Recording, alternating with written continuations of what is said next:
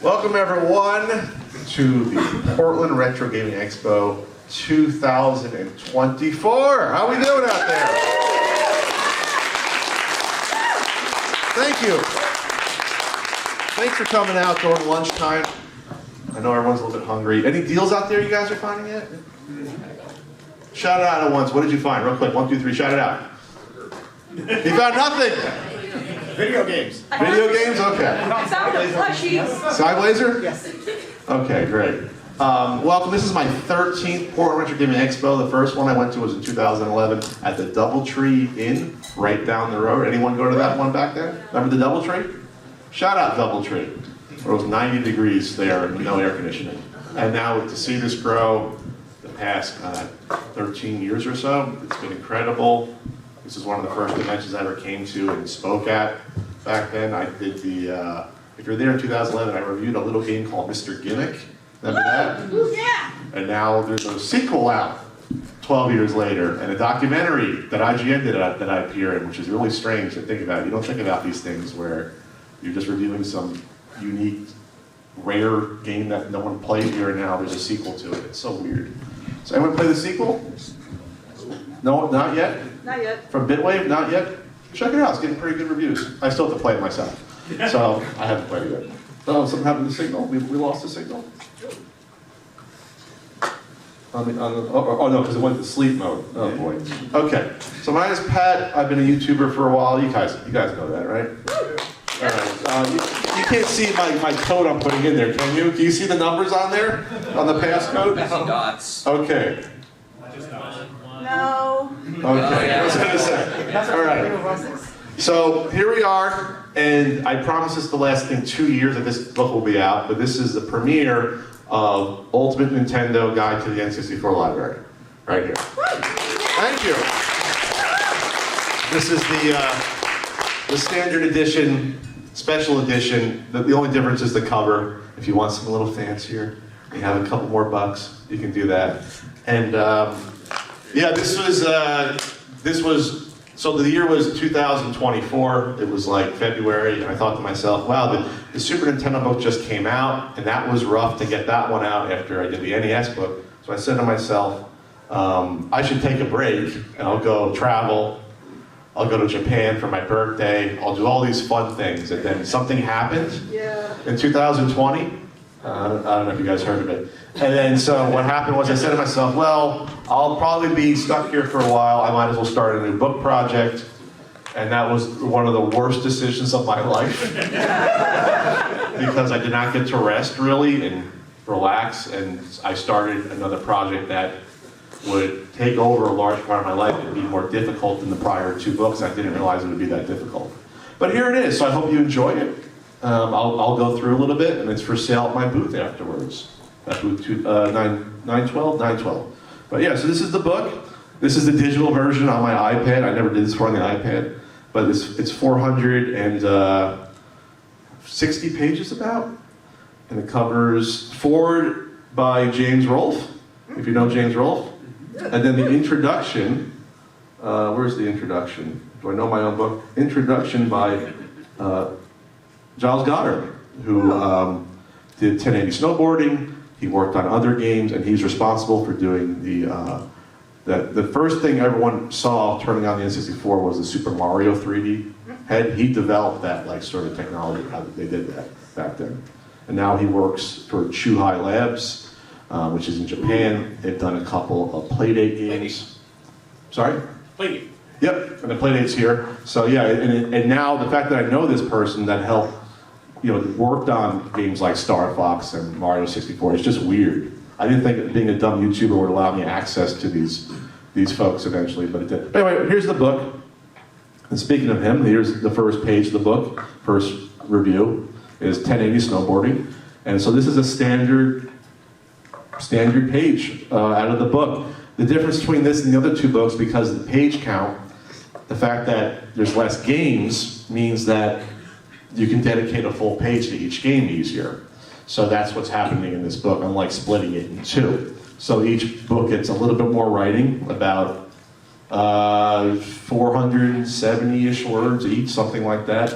And then you have description at the top, I just realized like you can't see my pointer finger. But if you look at the top, you'll see the genre, release date, the region release, Japan, North America, PAL regions, developer, publisher, number of players, the game features, in this case, game pack, say, Rumble Pack, and the availability, very common, and a star rating, a half star to 5 like the previous 2 books. There's no bombs in the N64.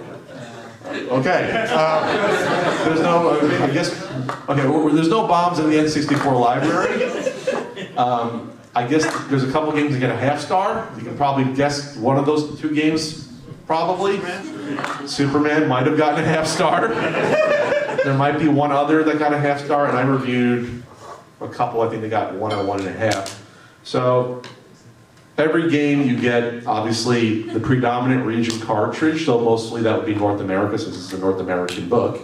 If it's a Japanese exclusive, you can see the Japanese card on the top, or the European.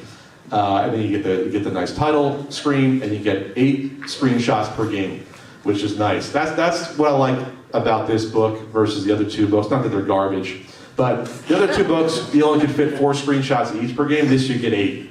So it gives you a lot more variety of the gameplay images, multiplayer, and things like that. And then you have, for the first time, one of these books, and it's on the same page, you get the variants. So European, Japanese, and the player's choice cartridge. So not every single variant of every region appears in this book, but most of them do. So like we're not going to get in the nitty gritty of, well, if it's in Europe, or you get the UK version, and then the French version, Scandinavian. For some of the games that is in here, but for space and other issues, at most you'll see 4 variants, and you'll see the main one. So at most you'll see 5 different cartridges per page. I think that's pretty good. You don't want to get too much in the weeds, and plus, one of the issues doing this book, here's a Japanese exclusives. I can't pronounce all of it. It's a Tamagotchi game. 64 a day, Hakken, Tamagotchi, Mina, the Tamagotchi World. That's not too bad. With the translation, found on 64, Tamagotchi, everyone's Tamagotchi World. We try to get more specific with some of these translations and not just rely on what was online. So we did have a couple of folks fluent in Japanese help with the translation. We went through all the 100 exclusives and said, okay, is this actually accurate, what's online for these translations? Because some of them aren't. Some of them are just like people's guesses and they've been online forever, which we learned on some of these. So this is a Japanese exclusive, so there's no variant cartridges in there. And one of the main challenges of doing this book, it's so cool to scroll through, right? I was like, wow, this is finally out.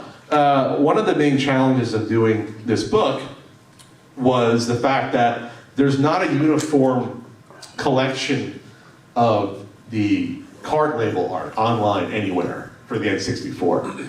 It was a lot easier on the NES on sites like Nintendo Age, where someone scanned them all with like the same scanner for the most part, like 95% of the cartridges. So they were all clean, they were all the same color gradient for the most part. So it didn't require a huge amount of work to do that. And like back at the time, I talked to Dana Anderson running the website, managing the database. I said, hey Dan, can I use this for the book, for the art? He said, absolutely. He sent like a zip file. And we had there like 95% of them without looking. For the N64, there's not a good repository for these.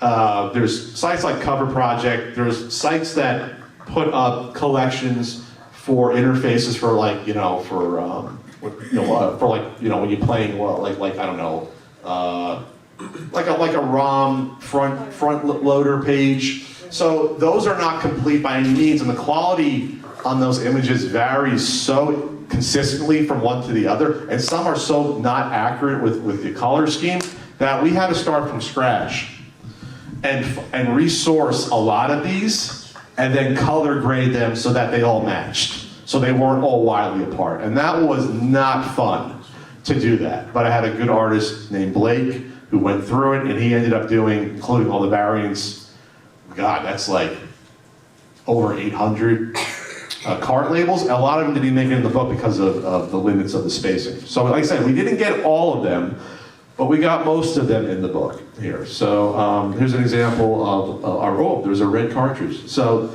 it's interesting about the N64, as you probably know, there were several different colors of cartridges that were available to manufacturers or publishers to use. Yellow, red, green, blue, black, right? Am I missing any? besides the glittery one-offs of the Pokemon stadiums. We got those, right? In Japan, they didn't use the colors at all. In Europe, they did sometimes, and obviously in North America. And that was interesting. I didn't really know all that before diving into the book, which makes it seem that like they probably thought Americans are dumb and we like shiny colors of cartridges, you know? And in Japan, like, we don't need to do that. We're just fine with our standard, Nintendo gray on the N64. So that was interesting to find out about. And even even in Australia, for example, I think Donkey Kong 64 in Australia, their cartridge was yellow down there. I can check. I have this in front of me. So yeah, there's a lot of interesting games in here. I reviewed personally only 24 or 5 games out of the 400 or so. I've made myself, I went easy on myself because I did about 80 for the Super Nintendo book. And I did over 400 for the NES book, and I'm never doing that again in my life. I reviewed this one. I reviewed Asteroids Hyper 64, and I gave it a positive rating, a good 3.5 stars. I like this game. Anyone here play this game? A few? Yep. So this is an example of a game that no one ever talks about. They bring up the N64, because even I've been said in the past, N64 is like, oh, there's like, 20 first-party games you like, and there's like 15 third-party games, and the rest. But this is an example of a game that probably most people haven't played or heard of. That's actually, I even think I wrote, it's like one of the sort of, well, how's you going to do a modern Asteroids, really? And this is probably the best you can do with the idea. So, it gets a positive rating on here. Let's stop us. Here's an example of a 5-star game that gets a little more writing. But because of that, there's 2 less screenshots, but I think it's a good trade-off. So Banjo-Kazooie, and who reviewed that one? Oh. Christina did. Christina was one of our editors. I was the editor-in-chief, and then we had Daniel and Christina did the other editing, so we shared it. So this is an example of one of those. So 5 stars, and then you have the European cartridge, Japanese, Australian, and the player's choice there. And I think the Banjo-Tooie, Banjo-Tooie only got 4.5. That means it's trash. No, it's still a good game. Maybe you prefer one or the other of the two? Clap for Banjo-Kazooie. Clap for Tooie. Okay. So most people, so that means the rating is correct. It's a half star more than that. So here's Batman Beyond: Return of the Joker. In Europe, it was Return of the Joker. 2 stars. It's a beat 'em up. And it's a little clunky. Dagan Moriarty looks like reviewed that one. Dagan also did the Super Nintendo, some of the reviews. I brought back half of the reviewers about for the Super Nintendo book. Some didn't want to do it, but some couldn't wrap their head around the N64 and reviewing it, going from 2D to 3D seemed to be like a mental block to some people, which I didn't account. That was one of the difficulties of doing the book, was not accounting for having people sort of get their mind into reviewing 3D games and not comparing them to 2D and comparing them to games at the time that would have been out, we're talking about the first 3D games in the mid-90s or so, on PC, and then you have them, there was not really a lot of 3D games on the Saturn, right? PlayStation, though, had them. So it was more like thinking about, you're a teenager playing these games, or a young adult, and you're reviewing them as if you were there at the time. And that's one of the things I try to keep consistent with the books, is that you're not reviewing them looking back, you're not reviewing them looking forward, you're reviewing them as they were at that point in time. The same way people should or usually do with movies or music or TV shows. It's never, oh, well, this movie aged poorly because it was black and white or it didn't have stereo sound. That's not how, in my opinion, you should review anything, because you have to review things in the context of when they were created or released. So that was one of the other challenges in doing this. Who likes Beetle Adventure Racing? Anyone out there? That's one of the more well-known, I guess, racing third-party games. And that's one of the things about the N64 that is correct, is that there is a large chunk of racing games. In terms of the percentage of the console, top of my head, I should know since I produced the book, but I'll throw it out. There's about 60 to 70 racing games out of 400 released. what is that, 15%? What's the pat math on that? Is it like 17%? There's a lot of racing games, because 3D comes naturally to racing, I guess. And that was another one of the things that was a challenge, was making sure that people reviewed the games properly. If it was like a rally racer, which there's about 6 or 7 on the N64, making sure they knew how to like play a rally racer. Can they drift properly? Because like it's like, oh well, I'm not sticking on the road. This game is no good. Well, that's not the point of a rally racer. The point of the rally racer is to skid and work with the terrain, whether it's gravel or dirt. So we had some issues with, in some instances, I'll just say the editors had to send the reviews back and be like, okay, I don't think this was the best we could have done. That didn't happen for a majority, it happened for a minority of the reviews, but that's one of the things that happened. Did I review this one? Oh, this is a Japanese Bomberman N64 we never got. That's really cool. So this is an interesting game because there's several modes to this game. There is the standard Bomberman, you know, where it branches out, you do one stage at a time. Then you're walking around an amusement park and play all these different mini games, which I pictured several here. That are time-based, some are like action arcade games, and there's a puzzle game on, let's see, you see the one on the right, the purplish blue one? That's a whole other mode in the game that was like a drop puzzle game. So that's an interesting one. So anyway, yeah, I'll fast forward here. Oh, I reviewed this one too, that's kind of weird. I reviewed all 3 cruising games.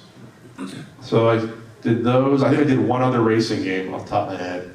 I did the off-road Baja game. So my favorite of all 3 of these was Cruisin' World, out of all 3. But Exotica, well, it's alphabetically, it's first. Exotica I gave 2.5. That's average. So didn't have a great time with that. That's another Japanese exclusive. Any game you want to see in particular, I can go to it. You can get a sneak preview. Yeah. I'm a huge Indiana Jones fan, so I want to know if you can get Infernal Machine. I did not review Indiana Jones, but you know, let's do this. Could be fun to do that. Let's see. A little sneak preview. See, this is an example of why it's tough to find writers that are qualified.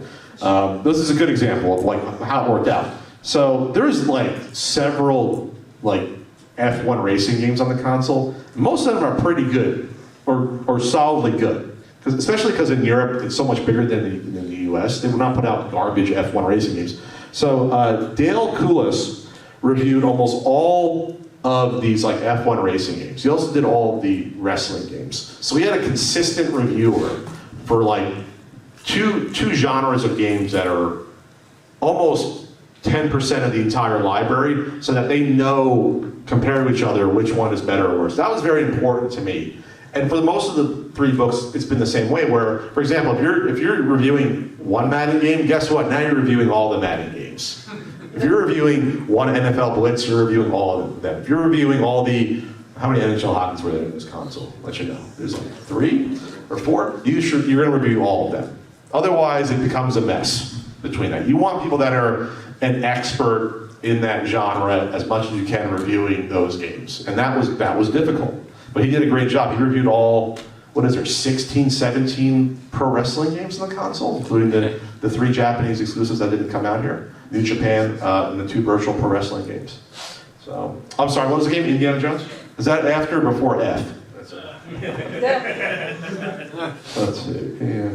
Oh, there's GoldenEye, 5 stars. I mean, can't go wrong, I guess, with that. Very dark. And the same person reviewed Perfect Dark. Did I just go right to that? That's so weird. Well, there you go. That's a good rating. 3.5 stars. Who reviewed that one? Oh, Nick reviewed that one. Okay. Nick was a very good writer. Any other ones you want to check out? No, go to the back of the book. Orange shirt. Me? Yeah. Oh, Mystical Ninja starring Goemon. Okay. That's like See, that's a solid third-party one. That's like my favorite video game of all time. Okay, then I hope it's a good review. I hope. No pressure. This is a lot of pressure. I don't want you to yell at me. You're a fraud. Screw this book. Mortal Kombat Trilogy. There you There we go. go, yeah. 4.5 stars. Whoa. You almost got the 5-star rating. Sorry about that. You got close. I'm impressed. Who reviewed that one? Daniel, one of the editors, Daniel Greenberg, Winter Iron Studios, has a YouTube channel. He also teaches video game studies at a university. So there you go. And Daniel did a great job. I'll show you an example. One of the reasons why this book was difficult to do in a second. Let's go up to Mario no Patopi. We're in that, Mario, is that Mario Tennis, Mario Party 3, N becomes a 4P, except after. Okay, this was a challenge.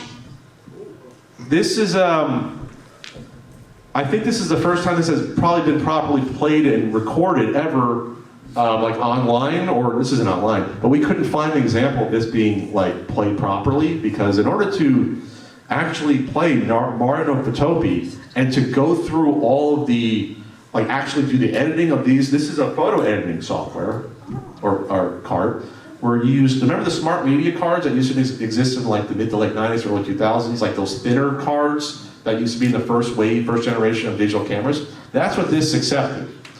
And so, in order to do this review, this is the process that happened. You ready? Well, Pat's got to find this cartridge or someone who owns it, or spend $400 on one. Well, I'm friends with Josh, who works at a little company called Limited Run Games. Josh has every single cartridge in the N64 library. I say, hey Josh, can you let us borrow this cartridge? Yeah, Pat, sure. He ships it to Daniel, right, who worked with Chris Pranger, and they worked on it together. Now it's like, okay, we need a smart media card. Great, those are all around. But we figured out I think it was JPEG, had a specific, I don't know if it's a codec, but a specific format of the JPEG that was not common. Like, it's not what current JPEGs are. So you couldn't just throw on any JPEG and have it work. Thankfully, I still had my old digital camera with the smart media card, and it had a photo on it. So I did I have to ship did I ship the media, or I just email him the photo? I did one or the other, I forget. So then he had to take that format and find that format and then somehow apply that to new JPEGs. Then load it onto a smart media card, then use the cartridge. Like, we had to go through all these steps to properly go through and review the game. So if you notice, you can't really see it, on the top left there, we have the 6 images that he used to edit. The top left is the one I actually had that saved our ability to do this easily. That's a piece of artwork I got at the swap meet that was on my wall, and I randomly took a picture of it and never deleted it, thankfully. Yeah. Then there's a picture of his cat called Zelda Kitty there. And then his newborn baby's in one of these. Oh, the kitty cat's in the third one. You see the baby kitty cat looking over the kid? So they actually then sat down together and went through and used this and said, well, is this fun? Does it work? To actually give it a proper review and go through it. So that's what I mean when, like, this was not easy to do some of these. We had to go through like the pain of this, but this is the biggest pain because of this. So there you go. I rambled too much there. How much time we got left? You got 20 minutes. Any other one you want to shout out? Yes, on the end. Robotron 64. Anyone before we get to R? We'll get to R. Yes. How close Zelda Ocarina of Time is Majora's Mask? Those both got 5 stars. I guess you can. I don't have to go there. I can show you though. If those didn't get 5 stars, you guys would leave. There we go. You have all 4 versions of the game, or excuse me, 4 of the variants. The collector's edition gold cartridge, the player's choice Japanese, European. You got 6 nice screenshots there. Trying to get a nice variety for you all. And then the Majora's Mask comes before that in the alphabet. And there you go. Oh, that got 4.5. Oh, uh-oh. The same writer did both. John, why did he give it only hit? Well, you have to buy it or read really quickly to find out. The small little issue he had with it. So that was interesting, because if you remember, that cartridge had the lenticular special one that's on the bottom, you see? And so we had to actually do like a weird effect. These are all CG cartridges, by the way. So these are all CG to match. So they're photorealistic when you look at them, but they're CG. So we had to have the art basically implanted on all the cleaned up scans and art, and put on all of them. So Japanese, European, Australian. You said Robotron, right? Yes. Cool, we'll get there. Any other ones before I get to the back of the book? Mega Man 64? I heard Mega Man, I heard, what else? Conker's Bad Fur Day.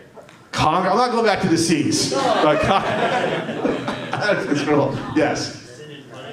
Cinnamon. What? These are all ones I reviewed. This is so weird. We'll get to that. We'll get to that one. Cinnamon Punch. Huh? Milo's Astrolabe. Yeah. That's an interesting one. Okay. That's an interesting one. That's a weird one that's one of the 2 or 3 bowling games. 2 bowling games on the console. Did you play that one growing up? There's 3. There was 3? There's Pro Circuit Brunswick Bowling, there's Super Oh no, that one I looked at in the book. No, I'm sure it's in here. So you grew up with playing the games, the bowling games? Yeah. Oh, cool. So Milo's, I did not review that one. I did not review any of those. Did I do that one? No, Karen did that one. There we go. 3.5 stars. There you go. It's respectable. That's a wacky one, right? Which one was your favorite out of all 3? Milo's. Milo's? Okay. Well, there you go. I guess while we're here, we can look at Mega Man. You don't have to buy the book after this. You're just going to get them all. You're just going to see them all right here. I reviewed Midway's Greatest Arcade Hits Volume 1. I did that one. I'll get to Robotron in a bit. There's Mega Man. Someone shouted out Mega Man. There's Mega Man. The Japanese was called Rockman Dash Hagani no Bokenshin, which means Rockman Dash Adventurous Spirit of Steel. There you go. The Torok alternate names are hysterical, some of them, which we'll get to on here in a bit. All right, what was another one before we get to R? Mischief Makers. Mischief Makers. Oh, nice. That's a good third. Well, it's right below, before us, I think. There's my buddy Mike Piazza. I did not review that one. How do you spell Mish? M-I-S, right? M-I-S. Marita Shogi's interesting because it actually had a phone cable on top you could dial up to compete. Was that interesting?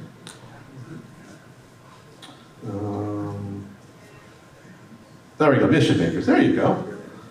That's one of the third-party ones people bring up usually, developed by Treasure. Not full third-party developer. Nintendo published it here. So that's a cool one. Let's go down to the R's, and we'll get to the back of the book, which to me is a very, very interesting what happened. And then after that, unless I can stop and do a Q&A, but you guys are liking this, right? You like seeing this? It's only 4 years. It's only 4 years of my life. I mean, that's all, right? It's no big deal. Yeah, you gave up your life. Almost as long as the book. Yeah, right. I did both Quake games, and both were enjoyable. Quake 2 was better than I thought. I'd give it 3.5 because I played obviously both of those on the PC. I did not do Rainbow Six. I did play that a lot as a teenager, and that one had a great variant cartridge. So some of the North American games, that's how many, 6 or 7 or 8, had the first release being, or first print being the color cartridge, and then they just did a plain old gray. We're not going to pay the extra money for a second print run. Those are probably hard to find, I think, but they're not like super rare. Okay, Rat Attack. That's a weird one. We reviewed that one. Okay, we did that one. Which one was I look at in the R's? Robotron. Revolt. That's a weird, like RC Pro-Am-ish sort of game. Roadsters. So many racing games. Road Rash. Robot Pankatsu. Caramel the 7 Seas. All right. There it is. Did I review that one too? No, I didn't. That was Dan Anderson, who also reviewed for the SNES book and the NES book. Did you do the NES book? I forget. It's been so far long. He also reviewed the most important game in the console. He did Super Mario 64. So that's how much I trusted Dan Anderson. He said, "You are one of the best writers. I entrust you with this because we cannot screw up this review." I should probably go to that review in a second. There we go, Rugrats. Karen reviewed that one, only 1.5 stars. Sorry, Rugrats. That was the board game one, right? Yes, guys. Karen did not enjoy that one. Shadow of the Empire. Did you see what Superman got? Superman? What do you think Superman got? What do you think Superman got? We're almost there.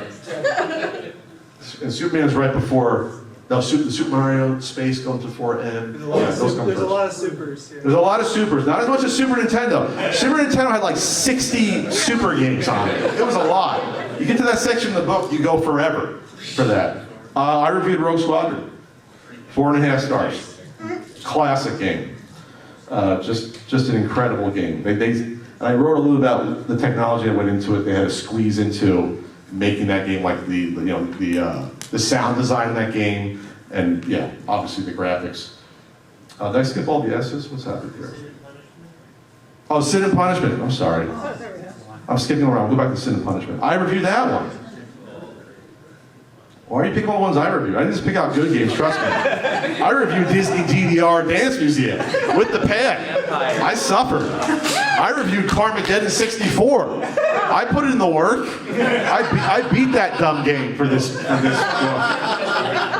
I didn't just take all the Sin and Punishment. Hoshino Kyo Shosha, Sin and Punishment, the successor of Earth. The translation. There you go, 4.5 stars. It's an outstanding game. Oh, yeah. And I didn't really have much experience before playing it. When I did that. Let's go to the super games, right? Space Invaders, I did not review that one. I did not do Star Fox, Star Wars, Star Shot's a weird one. Stunt Racer is one of the hardest to find games. That's one of the rare games. There are no like extremely rare NES games. The closest you get very rare would be things like Clay Fighter, Sculptor's Cut. There's like one or two others that sort of fall into that. The last, is it the last NFL Blitz? That's kind of hard to find. Is that one? That's not very rare, but that's rare. Special edition, thank you. You should have worked on the book instead of me. You know quicker than I do. So there you go. There's that. That's the most important page of the entire book, roughly. So there you go. And we have the variants on there. Including 2 different player choice variants, because they made so many of them, they changed the rating system in the mid-90s, remember that? So it was KA, kids to adults, and went to E. So there you go. So that's an important one. And there you go. One of the Japanese exclusives, the Rumble Pack compatible version. So they did that for that and Wave Race. I reviewed Wave Race. Because Giles did that. I was fawning over that when I talked to him, how genius the waves were in that. So this is interesting. There's not a huge amount of differences, but I do note the differences in the review. They got rid of the backwards long jump that the speedrunner community uses. That was one of the things they did in this version. They got rid of that bug.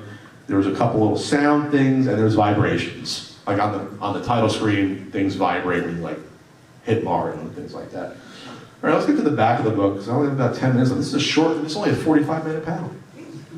Then we'll have a short Q&A. Okay, back of the book. Let's want to see one more. Near the end. Anyone? No? You want to see Wayne Gretzky's hockey?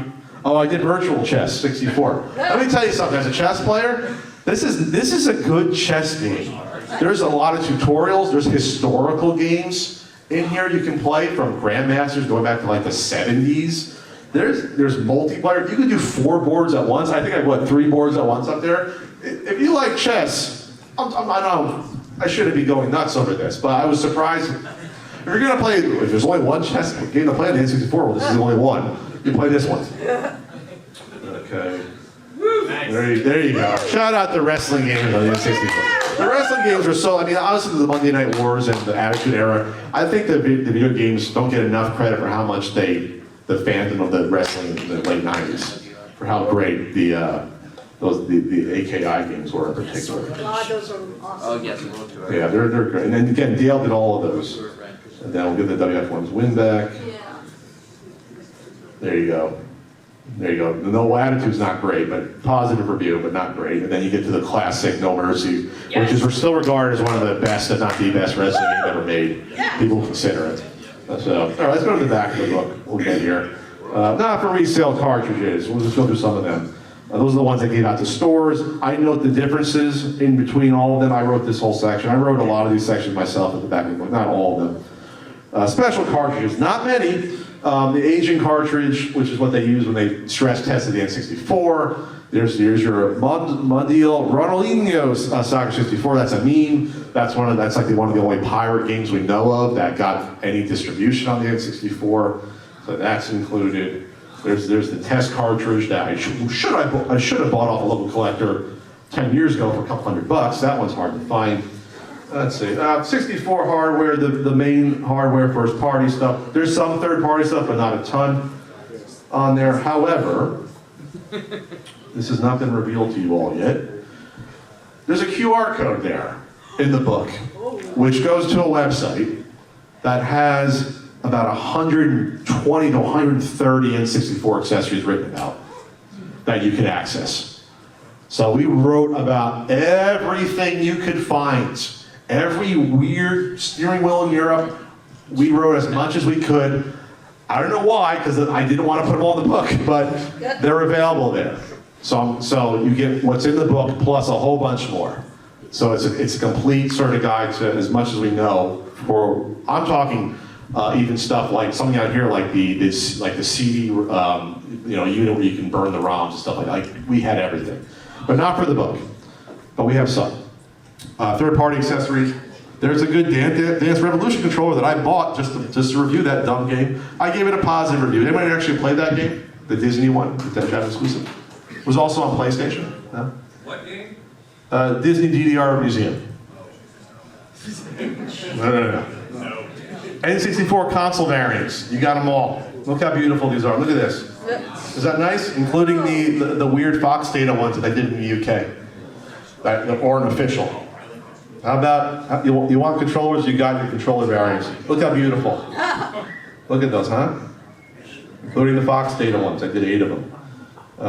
64 DD, you got it. Oh, God. There's only 10 of them, but all 64 DD games reviewed there. You got them. Well, you can't review the RandNet disc, that gave you the internet stuff, but it's in here. That was the one thing we really couldn't really have a functioning version of, because the servers aren't on anymore, but there you go.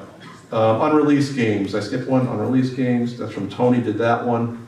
A bunch there. Speaking of Daniel, we have articles. Nintendo 64 technology, 64 DD and RandNet. Going more in the back story of that.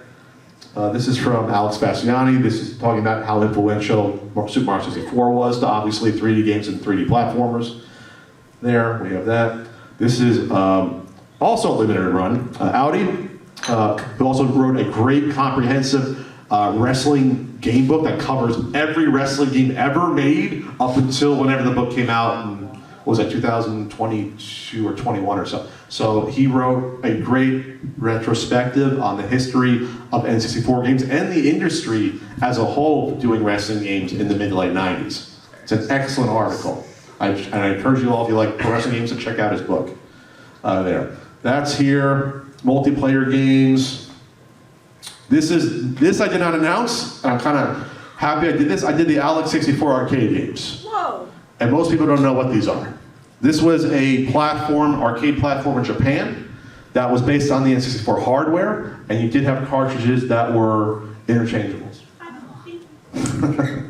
So there you go. There's only, 10 or 12 games. They're all here, including, it's the last one has some naughty things, but it's blurred out. Is there any kids in here? Are we good to show it? You're fine. It's not too bad. Vivid Dolls. There you go. There's nudity in it, but it's weird because Nintendo had to sign off on this technically. So it's kind of a Nintendo licensed game with nudity in it. So. And then finally, the last thing I didn't announce, you're the first people to find out about this, there's going to be a little collector's corner section. All extra stuff that came with some of the stuff in Europe, in Japan. There's only 2 full pages of it, but I crammed in as much as I can. But again, because I'm crazy and I create too much work for myself, there's a QR code that brings you to a site that has a lot more. That's like 40 to 50 of these things. I included what I thought were the most important, interesting ones. I did these write-ups for this. For example, Cora Q64, it's the Japanese release of penny racers. It came with a little plastic card kit, for example. Just weird things like that. Gauntlet Legends, there's a window box version that had a pewter figure in it. So just little things where you might not know about it. This stuff goes for a lot of money. Some of this, if you find it on the floor. For example, Animal Forest, the Butsu no Mori, had a version that included a controller pack inside. So there you go. Interesting things, right? Micro Machine 64. There's a version with a little car that came with it, several cars. And then you might know about the Rampage. There was plushes. There was all different weird giveaways depending on what store you went to. NFL Blitz, a version with a strategy guide folded and cellophane in the back of it. So yeah, there you go. That's the book. And if you back the book early, here's your name. Any of you back the book early? All right. I forgot to say this to you. So the book is for sale here, and I really wish it went out to the pre-order and Kickstarter backs beforehand, but unfortunately, logistically, Books arrive earlier and later here and there. So the ones at the warehouse are at the warehouse. That's the good news. The bad news is that they said, hey, we're like a week behind unloading all the stuff and receiving from you and other clients. I'm like, great. Then after that, they all have to go through the kitting process, corner protectors, put in the boxes. After that, they'd be sent out. So they are going to ship in October. But if you pre-order one, if you want to buy one, you can do that and then email me or send me a message and I'll cancel your pre-order if you want it a couple weeks early. It's up to you if you want to do that. So I do feel bad about that. So that's the book. I have a few minutes for questions, a little bit longer than I wanted to. Any questions about the book, the process, anything else that went into it? I have a question. Yeah. So how come you don't include the box art in any of your books? Because it's not interesting to me because for the most part, with small exceptions, it's really close to the art on the cartridge and there's not enough room to do both. I think doing the cartridge is more interesting and the other books do the cartridge as well. Like for example, I think it's more interesting to show that, hey, there's a blue cartridge for World Is Not Enough instead of showing the box art. That's just a design decision. There. Yes? Did you break your 8 screenshot rule ever? With more screenshots than 8? No, I always just kept it to 8. Where does that kind of discipline come from? What do you mean? I have a lot of extra white space that I saw. On some of the pages. Yeah, on some of the pages. Yeah, a little bit, but then it's like stacking screenshots would be weird. So are you a design guy? Yeah. Okay, that's why. Do you like the design overall though? Yeah. Oh, yes. Okay, thank you, I succeeded. Because I designed it. Yes. Is the criteria for reviewing having to beat every game? Having to beat every game? No, depending on the genre. Like if you're doing like Ocarina, yes, that person played through and beat the game. If you're doing like a baseball game though, I don't expect you to play a 162 game season. Like you're not gonna learn more in game 150 than in game 10 or 15. So your mile, like an RPG, yes, I encourage you to play, if not all of it, close to it without killing yourself. You know, and then I played through all of Carmageddon, I don't know why. So I suffered. Yes? For games that had to be beaten, did they have to be beaten like just for the book, or could it have just been recent enough? You know, I didn't specify, but I did encourage people to replay, even if they played it like Ocarina, if they played it 20 years ago, to replay through it, so it's fresh. I don't think I demand that for everyone for the most part. Yes, Orange. Oh, thank you. I'm a longtime fan, but I just wanted to like check in. What were your thoughts on like the Nintendo 64 before you started this entire? Oh, I wasn't a huge fan of it in terms of like, I was like everyone else, oh, there's not a huge amount of good games, so my respect level actually increased. That's awesome. A good amount. I said to myself, I'm not the best person to do a book like this, but I was not positively biased. But so I was like pretty neutral, where I was like, okay, let's see what's good and bad, but making sure that games are actually good and actually bad. There was a lot of reviews rewritten that the original reviewer was like, this doesn't sound right. Oh, it's a 2-star game, rewritten, oh, it's really a 3-star game, or 3.5. Okay, now I feel more confident about that. A couple more, yes? Thank you. Is this the last book? I'm gonna redo the NES book, like a new edition, to get it up to the closer to the quality of the Super and N64, because I didn't know much I was doing the first time. Not that I know what I was doing, but I've gotten better at producing these through blood, sweat, and tears, so I'll start working on that this fall after a small, minor break.